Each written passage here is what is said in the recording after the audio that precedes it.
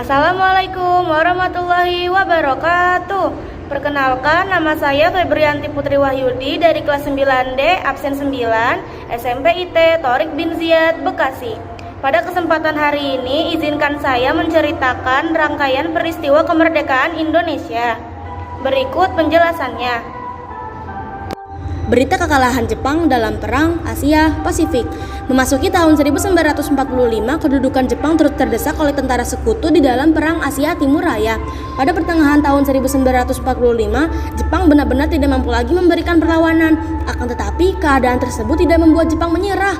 Oleh karena itu, pada tanggal 6 Agustus 1945, tentara Amerika Serikat menjatuhkan bom atom di kota Hiroshima. Kemudian disusul pada tanggal 9 Agustus 1945, tentara Amerika Serikat membom kota Nagasaki. Akhirnya, pada tanggal 15 Agustus 1945, Jepang menyerah tanpa syarat kepada sekutu. Namun, upacara penyerahan secara resmi baru dilaksanakan pada tanggal 2 September 1945. Peristiwa penyerahan tanggal 15 Agustus 1945 itu dirahasiakan oleh Jepang. Hal ini dimaksudkan agar orang-orang di daerah penduduk termasuk Indonesia tidak mengetahui peristiwa tersebut. Sekalipun dirahasiakan, ternyata para pejuang kita, terutama para pemuda, dengan cepat mengetahuinya. Mereka yang mengetahui berita tersebut salah satunya adalah Sultan Syahrir. Mereka sering mendengarkan berita-berita dari siaran luar negeri. Oleh karena itu, dengan cepat mereka mengetahui berita penyerahan Jepang tersebut. Kegiatan para pemuda setelah Jepang menyerah. Saat itu adalah hari Rabu tanggal 15 Agustus 1945. Sekitar pukul 9 malam, para tokoh pemuda itu menemui Bung Karno dan Bung Hatta di rumah Bung Karno. Mereka mendesak agar kedua tokoh itu mau menyatakan proklamasi kemerdekaan Indonesia. Akan tetapi, Bung Karno dan Bung Hatta tidak bersedia memenuhi tuntutan para pemuda tersebut. Kedua tokoh tersebut berpendapat bahwa masalah proklamasi harus dibicarakan dengan anggota PPKI. Pandangan Bung Karno dan Bung Hatta yang semacam itu ditolak oleh para pemuda. Meskipun sudah didesak oleh para pemuda, Ir Soekarno tetap pada pendiriannya. Dengan demikian, para pemuda gagal mendesak Bung Karno dan Bung Hatta untuk menyatakan kemerdekaan Indonesia. Para pemuda kembali berkumpul di Jalan Cikini nomor 71. Selain di Cikini, mereka juga berkumpul di Jalan Menteng nomor 31. Untuk membahas langkah-langkah berikutnya, pertemuan dilaksanakan pada hari Rabu sekitar pukul 9 sampai 10 malam tanggal 15 Agustus 1945. Beberapa tokoh pemuda saat itu antara lain Sukarni, Singgi, Wikana, Charles Saleh, Burhanuddin Muhammadiyah, Yusuf Kunto, dan Adam Malik. Para pemuda tersebut sepakat untuk mengasingkan Bung Karno dan Bung Hatta keluar kota Jakarta. Pengasingan keluar kota ini diharapkan agar kedua tokoh itu lebih tenang dan terbebas dari tekanan-tekanan Jepang. Peristiwa Rengas Dengklok. Para pemuda segera mendatangi rumah Bung Hatta dan Bung Karno. Wikana dan Darwis diserahi tugas menjemput Bung Karno dan Bung Hatta. Waktu itu, hari Kamis tanggal 16 Agustus 1945 sekitar pukul 4, rombongan para pemuda yang telah membawa Ir Soekarno dan Dr. Andes Muhammad Hatta bergerak ke arah timur, yaitu ke Rengas Dengklok. Terus serta dalam rombongan adalah Ibu Fatmawati, istri Bung Karno, dan putranya, Guntur Soekarno Putra. Pada hari itu, Kamis 16 Agustus 1945 pagi, rombongan Ir Soekarno dan Dr. Andes Muhammad Hatta sampai di Rengas Dengklok. Rombongan kemudian diterima oleh Sudanco Subeno. Mereka ditempatkan di rumah milik Jiao Kesong di desa Rengas Dengklok, tidak jauh dari aliran Sungai Citarum. Di Rengas Dengklok, Bung Karno dan Bung Hatta tetap belum bersedia menyatakan kemerdekaan Indonesia hari itu juga. Yusuf Kunto yang berperan sebagai penghubung, siang itu kembali ke Jakarta untuk mengetahui perkembangan situasi. Ternyata situasi di Jakarta sedang memanas. Rencananya hari itu tanggal 16 Agustus 1945, PPKI akan bersidang. Tetapi ternyata Bung Karno dan Bung Hatta selaku ketua dan wakil ketua PPKI tidak ada di tempat. Hal itu menimbulkan kepanikan. Ahmad Subarjo berusaha mencari dan kebetulan bertemu Yusuf Kunto. Dari Yusuf Kunto, Ahmad Subarjo mengetahui keberadaan rombongan Soekarno-Hatta. Bersama Yusuf Kunto, Ahmad Subarjo pergi ke Rengas Dengklok untuk menjemput Ir Soekarno dan Dr. Andes Muhammad Hatta beserta rombongannya. Sesampainya di Rengas Dengklok, Ahmad Subarjo mendesak para pemuda agar membantu Soekarno-Hatta kembali ke Jakarta. Ahmad Subarjo kemudian memberikan jaminan kepada para pemuda. Beliau menyatakan bahwa proklamasi kemerdekaan Indonesia akan dilaksanakan pada tanggal 17 Agustus 1945 kalau Bung Karno dan Bung Hatta dapat kembali pada saat itu juga. Ahmad Subarjo menyatakan kalau sampai pukul 12 tanggal 17 Agustus 1945 proklamasi itu belum terjadi, nyawanya akan menjadi jaminan. Dengan jaminan Ahmad Subarjo itu, para pemuda menyetujui sehingga Ir Soekarno dan Bung Hatta beserta rombongannya kembali ke Jakarta. Perumusan teks proklamasi.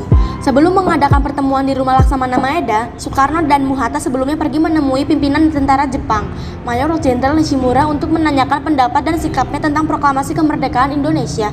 Nishimura mengatakan tidak bertanggung jawab dan menyerahkan kepada Soekarno dan Muhatta karena sudah mendapatkan perintah dari pimpinan tentara sekutu tidak boleh terjadi perubahan status quo di Indonesia. Mengetahui sikap pimpinan Jepang, mereka segera mengadakan pertemuan. Ini justru semakin membakar semangat Bung Karno dan Bung Hatta. Kemerdekaan Indonesia bergantung kepada bangsa Indonesia sendiri. Keduanya bergegas segera kembali ke Rumah Laksamana Maeda untuk mengadakan pertemuan membahas kemerdekaan Indonesia. Malam hari, sekitar pukul 11 tanggal 16 Agustus 1945, Bung Karno dan Bung Hatta beserta rombongan tiba di Jakarta. Setelah mengantar pulang Ibu Fatmawati dan Guntur, Bung Karno dan kawan-kawan pergi ke Rumah Laksamana Maeda. Di Rumah Maeda inilah mereka mengumpulkan anggota PPKI dan tokoh-tokoh pergerakan serta para pemuda. Pada saat di ruang makan keluarga Maeda itulah IR Soekarno, Dr. Andes Muhammad Hatta, Ahmad Subarjo merumuskan teks proklamasi. Perumusan disaksikan oleh Soekarni, Sayuti Melik, dan Burhanuddin Muhammadiyah. Setelah dilakukan dialog singkat dan berkat anti pemikiran dari Bung Karno, Bung Hatta, dan Ahmad Subarjo, teks proklamasi berhasil dirumuskan. Kata pembuka proklamasi adalah andil IR Soekarno. Kalimat pertama dalam teks proklamasi adalah saran Ahmad Subarjo, sedangkan kalimat terakhir adalah saran Dr. Andes Muhammad Hatta. Selanjutnya, konsep itu dibawa ke ruangan besar tempat para hadirin menunggu. Ada beberapa saran perubahan dalam teks itu, antara lain diusulkan oleh Soekarni. Menutup dengan kata-kata wakil-wakil bangsa Indonesia diganti dengan atas nama bangsa Indonesia, Soekarno, Hatta. Perubahan lain adalah tulisan Tempo diganti menjadi Tempo, dan tulisan Jakarta 170805 diganti menjadi Jakarta 17 bulan 8 tahun 05. Setelah semuanya sepakat, konsep teks proklamasi itu diserahkan kepada Sayuti Melik untuk diketik. Teks proklamasi hasil ketikan Sayuti Melik inilah yang dikenal dengan teks proklamasi yang autentik atau resmi. Mereka juga sepakat untuk melaksanakan proklamasi kemerdekaan Indonesia pada tanggal 17 Agustus 1945 pukul 10 waktu Indonesia Barat. Tempat pelaksanaan proklamasi akan diadakan di rumah Bung Karno, Jalan Pegangsaan Timur nomor 56 Jakarta. Pelaksanaan proklamasi kemerdekaan Indonesia. Pukul 10 acara dimulai. Acara dibuka dengan pidato IR Soekarno sebagai pengantar. Selanjutnya, IR Soekarno membacakan teks proklamasi yang telah ditandatangani oleh IR Soekarno dan Dr. Andes Muhammad Hatta. Adapun bunyi teks proklamasi itu adalah sebagai berikut. Proklamasi. Kami, bangsa Indonesia, dengan ini menyatakan kemerdekaan Indonesia. Hal-hal yang mengenai pemindahan kekuasaan dan lain-lain diselenggarakan dengan cara seksama dan dalam tempo yang sesingkat-singkatnya. Jakarta, hari 17 bulan 8 tahun 1945, atas nama bangsa Indonesia, Soekarno, Hatta. Setelah pembacaan proklamasi, dilakukan pengibaran bendera merah putih. Untuk tiang bendera menggunakan sebatang bambu, sedangkan bendera merah putih diperoleh oleh Ibu Fatmawati yang dijahit sendiri olehnya.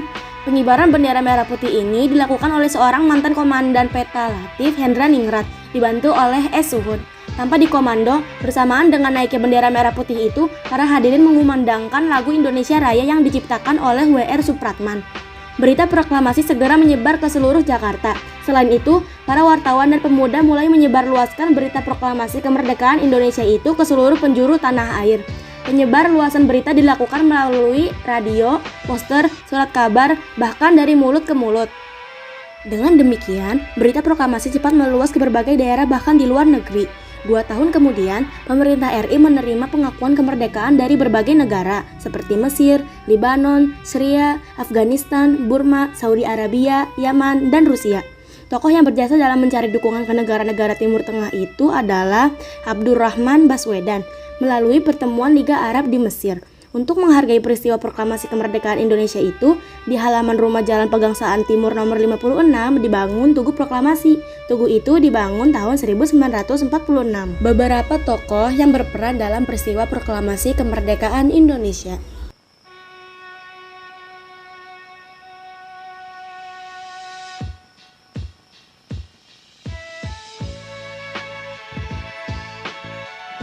Sekian presentasi dari saya. Bila ada kesalahan kata mohon dimaafkan. Terima kasih. Wassalamualaikum warahmatullahi wabarakatuh.